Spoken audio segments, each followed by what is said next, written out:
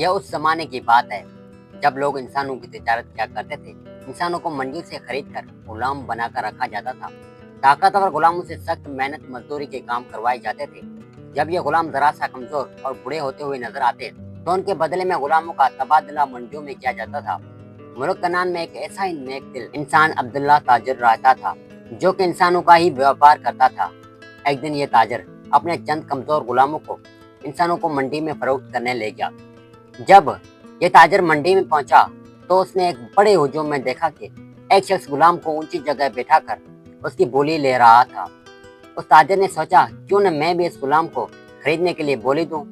जबकि उस ताजिर के पास 10 गुलाम और 4 घोड़े थे। एक गुलाम खरीदने के लिए यह रकम बहुत ज्यादा थी। उस ताजिर ने जब अपने 10 गुलाम और 4 घोड़ों को फरोख्त कर दिया तो उसने भी बोली में हिस्सा लिया। उस गुलाम को खरीदने के लिए ताजिर लोग बहुत दूर दूर से आए हुए थे। वो गुलाम जिस बड़े ताजिर के पास था वो इस गुलाम की कई खूबियां बयान कर रहा था। हर खूबी के बदले में रकम बढ़ाकर बताता रहा। बोली कई दिनों तक लगी रही मगर वो ताजिर हर रोज गुलाम की रकम बढ़ा देता। उस ताजिर ने जब गुलाम की खूबियां पूछी तो बड़े ताजिर ने कहा, ये कोई आम गुलाम नहीं, इस गुलाम पर मैंने बहुत रकम खर्च की है। मैंने जब ये गुलाम खरीदा था उस वक्त ये 10 बरस की उम्र का बच्चा था। मैंने इस गुलाम को पूरे 15 साल पढ़ाया लिखाया और उसको फौजी तरबियत दी और उसकी फौजी तरबियत के साथ साथ कई मुल्कों की बोलियां सिखाई हैं। उस ताजिर ने इस गुलाम की जब खूबियां सुनी तो उसने अपने दिल में ऐद कर लिया कि वो इस गुलाम को जरूर खरीदेगा, चाहे उस गुलाम की कितनी ही कीमत क्यों न चुकानी पड़े। उस ताजिर ने कई दिनों के बाद अपने 60 गुलामों के बदले एक महंगा तरीन गुलाम खरीद लिया और उसको अपने साथ घर ले आया। उस गुलाम को ताजिर ने अपने दूसरे गुलामों से मिलवाया जो तादाद में कहीं ज्यादा थे।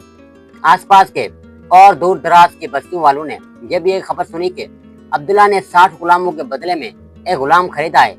कई दिनों तक उस गुलाम को लोग देखने के लिए दूर दूर से आते रहे। ताजिर ने उस कीमती गुलाम का नाम आजाद रख दिया। उस गुलाम ने कहा, मेरे आका, अगर आप मुझ पर भरोसा करें तो इन गुलामों की जिम्मेदारी मुझको संभालने का इख्तियार दे दें। उससे पहले उन गुलामों की देखभाल की जिम्मेदारी ताजिर की बेटी के पास थी। ताजिर ने गुलाम को इसलिए आजाद नहीं करवाया था कि वो भी इस गुलाम को किसी मंडी में जाकर ऊंची बोली में फरोख्त करेगा, बल्कि ताजिर के दिल में यह ख्याल था, इल्म खुद एक बड़ी दौलत है। मैंने इस गुलाम को खरीदकर घाटे का सौदा नहीं किया। ताजिर अब मुल्क में अपने नेक अमल की वजह से पहचाना जाने लगा। एक दिन रात के वक्त आजाद गुलाम दीवार पर कोयले से तस्वीर बना रहा था। ताजिर की बेटी ने जब ये तस्वीरें देखी तो उसकी रूह कांप उठी। उस गुलाम ने उन तस्वीरों में आजादी और गुलामी का तस्वुर पेश किया था। ताजिर की बेटी समझ गई कि इंसानों को खरीद कर कैद किया जा सकता है मगर उनके जज्बात को नहीं। ताजिर की बेटी ने यह सब कुछ देखने के बाद आजाद गुलाम को कहा, तुम अपनी मर्जी से आ जा सकते हो। इस तरह वक्त गुजरता गया। आजाद गुलाम ने ताजिर के दूसरे गुलामों को पढ़ने लिखने के साथ फौजी तरबियत भी दी। जबकि ताजिर ने एक पढ़ा लिखा हुआ गुलाम खरीदा था, अब उस ताजिर के पास कई पढ़े लिखे गुलाम थे। उस मुल्क के बादशाह कई बार पानी के मसले की वजह से हमसाया मुल्क से जंग कर चुका था मगर हर बार हारने की वजह से बादशाह के जहन में कामयाबी की कोई तरकीब नहीं आ रही थी। खेत सूख रहे थे, जानवर भूख और प्यास की वजह से मर रहे थे, मुल्क में अनाज का कहर पड़ गया था। दिन ब दिन मुल्क में अनाज की कमी बढ़ती जा रही थी। एक दिन बादशाह के वजीर ने बादशाह से कहा, बादशाह सलामत, आप मुझे बोलने की इजाजत दें तो मैं मुल्क की बेहतरी के लिए आपको कोई मशवरा दूं। बादशाह ने कहा, इजाजत है। वजीर ने कहा, यहाँ से 2 बस्तियां छोड़कर एक अब्दुल्ला ताजिर बड़ा मशहूर है, उसके पास आजाद नाम का एक गुलाम है। ताजिर ने उससे 60 गुलामों के बदले में खरीदा था और ये भी सुना है अब्दुल्ला के पास कई फौजी तरबियत याफ्ता गुलाम बड़ी तादाद में है। बादशाह सलामत, अगर आप आजाद गुलाम को इस बार फौज का सिपाही सालार बनाकर भेजें तो मुझे यकीन है इस मर्तबा हमसाया मुल्क से जंग जरूर जीतेंगे। बादशाह ने वजीर की बात मान ली और आजाद गुलाम को अपने महल में बुलवाया और कहा, ए बहादुर नौजवान, हमारे मुल्क के हालात तुम्हारे सामने हैं। हमारे मुल्क में पानी की कमी की वजह से अनाज की बहुत बड़ी किल्लत है, जिसकी वजह से हमारे खेत सूख रहे हैं और जानवर प्यास की वजह से हर रोज मर रहे हैं। लोग अपना देश छोड़ने पर मजबूर हो गए। अगर तुम हमसाया मुल्क से जंग जीत कर लौटे तो तुम्हें एक बड़े ऐद पर फायज कर देंगे। आजाद ने बादशाह के सामने सर झुकाकर अदब से कहा, इंशाअल्लाह हम ये जंग जरूर जीतेंगे। बादशाह ने अपनी फौज की जिम्मेदारी के फराइज आजाद को दे दिए। आजाद ने कई हफ्तों तक बादशाह की फौज को तरबियत दी, फिर एक भारी लश्कर के साथ रवाना हुए। रवाना होने से पहले ताजिर की बेटी ने आजाद से कहा, मैं भी सिपाहियों के साथ चलूंगी जख्मियों की देखभाल के लिए।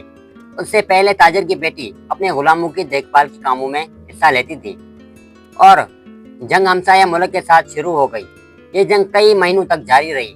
आखिरकार दुश्मन सख्त सर्दियों की वजह से ज्यादा देर आजाद की फौज से टक्कर न ले सके और मैदान में हथियार छोड़कर भागने पर मजबूर हो गया। वहां के बादशाह का रुस्तम घोड़ा भी आजाद ने अपने कब्जे में लिया और फतेह का ऐलान कर दिया और इर्द गिर्द के बहुत से इलाके भी अपने कब्जे में ले लिए। अपने कामयाबी एक कासिद के हाथ भेज दी जिस पर लिखा हुआ था कि बादशाह सलामत, आदाब, फतेह मुबारक हो। मगर मुझे ये बात बड़े अफसोस के साथ कहनी पड़ रही है कि कमजोर हुक्मरान कहीं भी हो वो नाकाम होते हैं। मैं अगर आपके पास जंग जीत कर वापस आता हूँ तो आप मुझे ज्यादा से ज्यादा वजीर या गवर्नर बना दें, मगर मैं अब वापस नहीं आना चाहता। अगर आप मुझे खुशी से इस मुल्क का बादशाह तस्लीम कर लें तो मैं आपकी तरफ दोस्ती का हाथ बढ़ाने के लिए तैयार हूँ। अगर आप मुझे इस मुल्क का बादशाह नहीं मानते तो फिर जंग के लिए तैयार हो जाएं। बादशाह को जब कासिद ने ये पैगाम पढ़कर सुनाया तो बादशाह ने कहा, बहादुर लोग अपनी जगह खुद बना लेते हैं। इस तरह आजाद दूसरे मुल्क का बादशाह बन गया। दोनों मुल्कों के हालात बेहतर हो गए।